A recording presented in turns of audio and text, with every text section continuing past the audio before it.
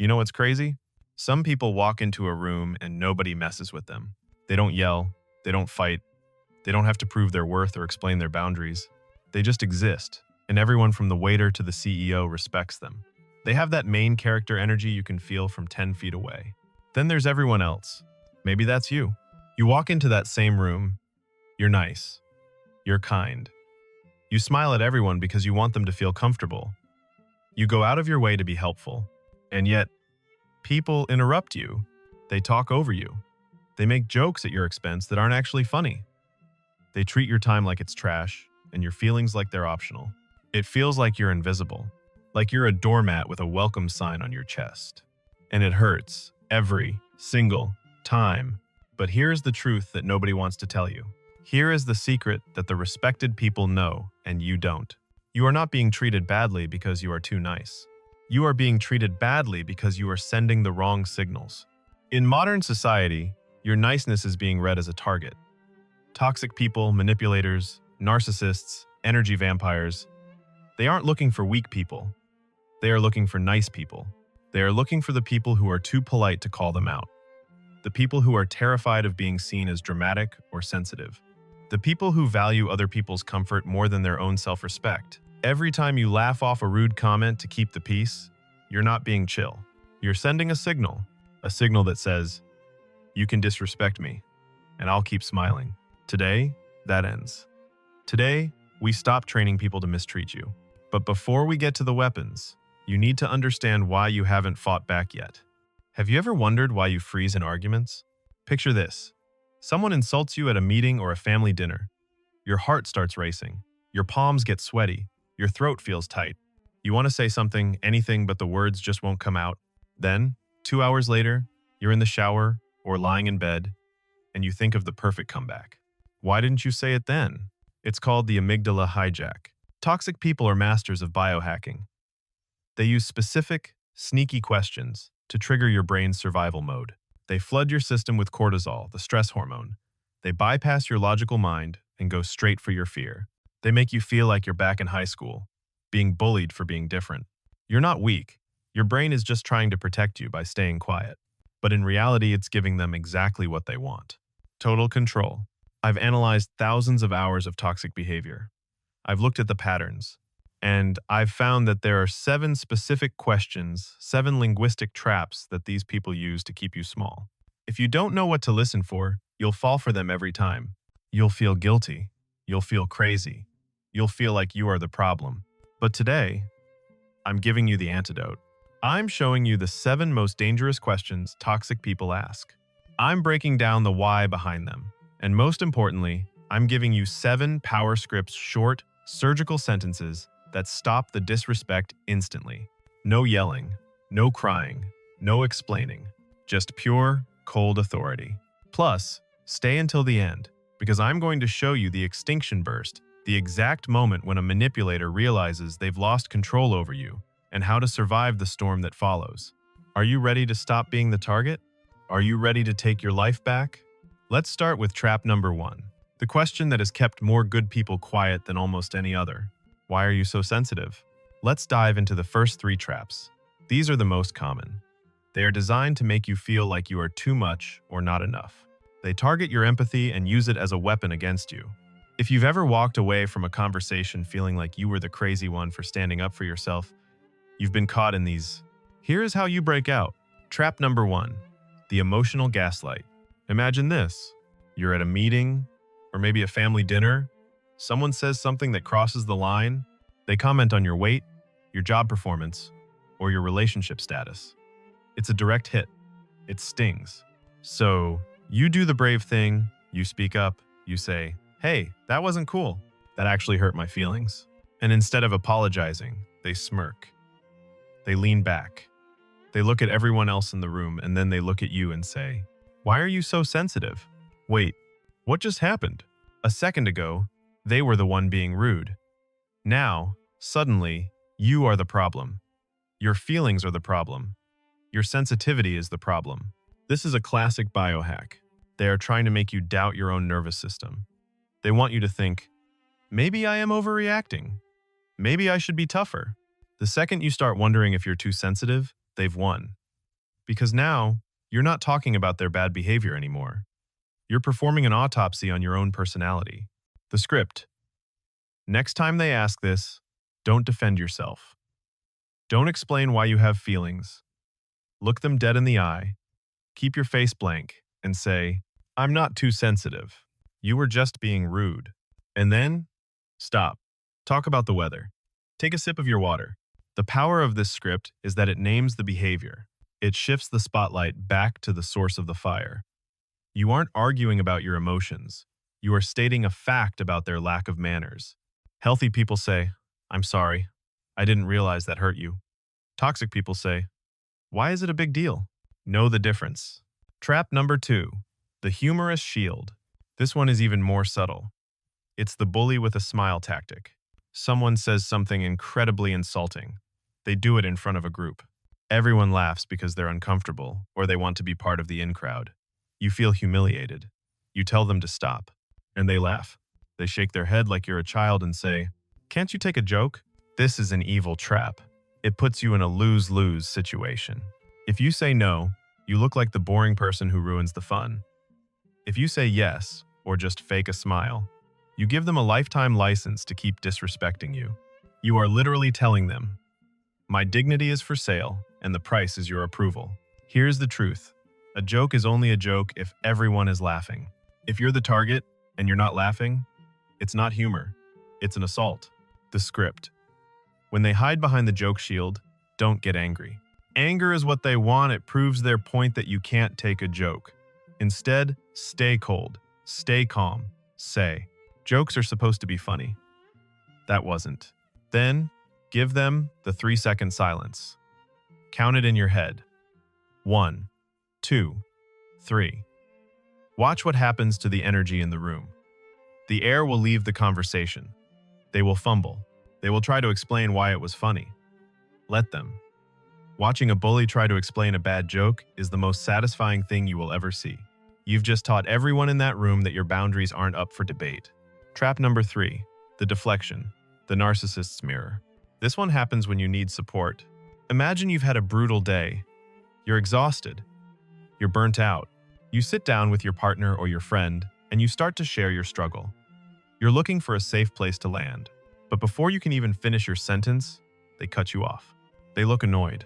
They say, why do you always make things about you? This is the ultimate deflection. Toxic people hate it when they aren't the center of attention. They hate it when you have needs that they might have to meet. So, they flip it. They accuse you of being the narcissist for simply having a bad day. It's a form of emotional starvation. They want to train you to stop asking for help. They want you to be a doormat that only exists to listen to their problems. If you fall for this, you'll stop sharing. You'll bottle everything up. And eventually, you'll disappear inside the relationship. The script. Don't get defensive. Don't start listing all the times you listen to them. That's what they want, a fight. Instead, be surgical. Say, I'm not making it about me. I'm just stating my needs. Can you meet them right now? Or should I talk to someone else? This is a power move. You are forcing them to choose. Be a friend or admit you don't care. Most manipulators will back off because they don't want to be exposed as the person who doesn't care. But even if they keep being toxic, you've won. Because you just realized that this person isn't a safe space. You stopped being a victim, and you started being an observer. We've covered the emotional traps. Now, we're moving into the dark territory of facts and history. These next 3 questions are what I call reality erasers. They aren't just trying to make you feel bad, they are trying to rewrite your past and delete your sense of truth. This is where the psychological damage gets deep. If you don't have a script for these, you will eventually lose your mind.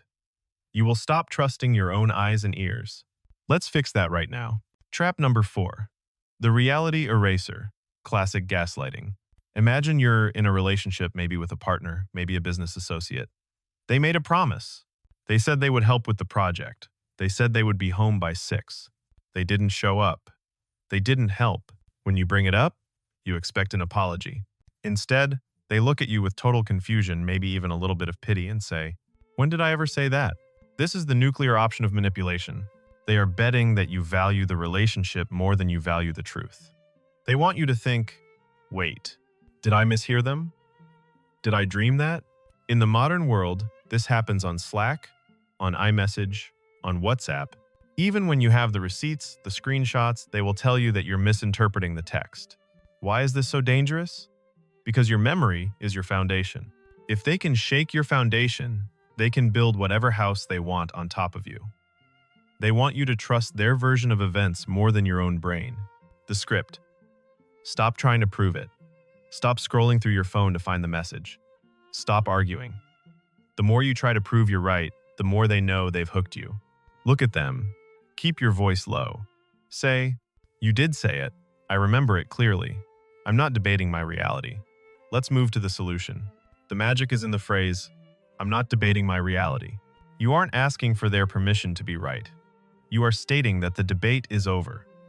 By moving straight to the solution, you're showing them that their lie didn't work. You've just turned their reality eraser into a brick wall. Trap number 5. The gratitude chain. This one usually comes from the people closest to you. Family, mentors, long-term friends. You finally find the courage to set a boundary. You say no to a weekend trip you can't afford, or you tell your parents they can't show up at your house unannounced anymore. You expect them to respect your growth. Instead, they weaponize your history. They look at you with hurt eyes and say, "After everything I've done for you? Oof, that's a heavy hit." This is the gratitude chain. They aren't reminding you of their kindness because they love you. They're reminding you so they can use it as a leash. Real kindness is a gift. Manipulation is a debt. When someone says this, they are telling you that their past help was actually a down payment on your future compliance. They believe they bought the right to disrespect you. If you feel guilty here, you'll cave. And if you cave, you've just told them that as long as they do one nice thing for you, they can hurt you 10 times and you'll stay quiet. The script. You have to separate the past from the present. You can be grateful for what they did and firm about what you need now. Say, "I truly appreciate what you've done for me in the past, but that is not a license to control my present. We are talking about right now." You've just acknowledged the debt and canceled it in the same breath. You are showing them that your respect cannot be bought. You are a person, not a transaction. Trap number 6. The non-apology, the deflector.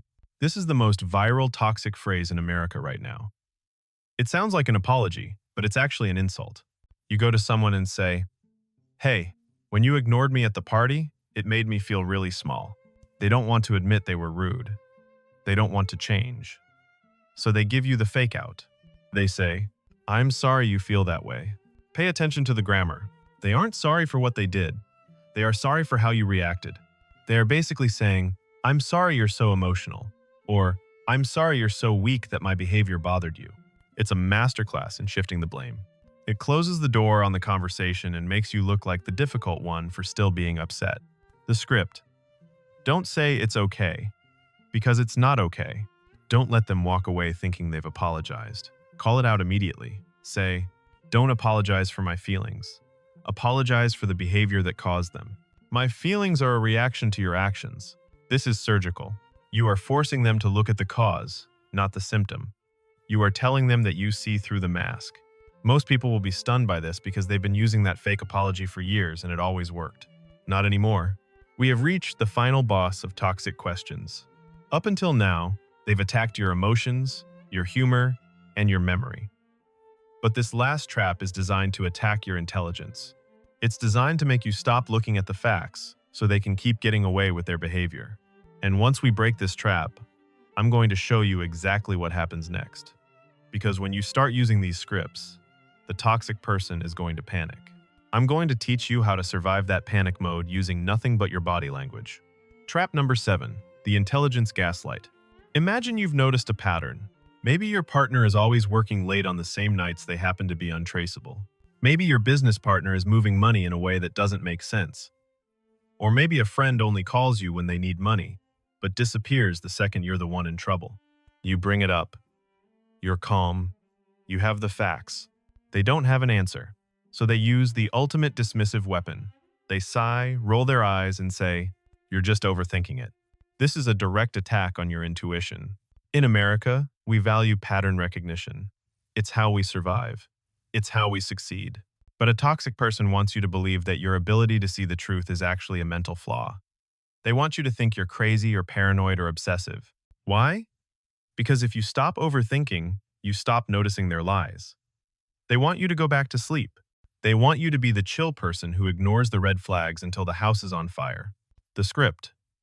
Do not explain your logic. Do not show them your evidence again. If they've decided you're overthinking, more facts won't change their mind. They'll just use them to find better ways to lie.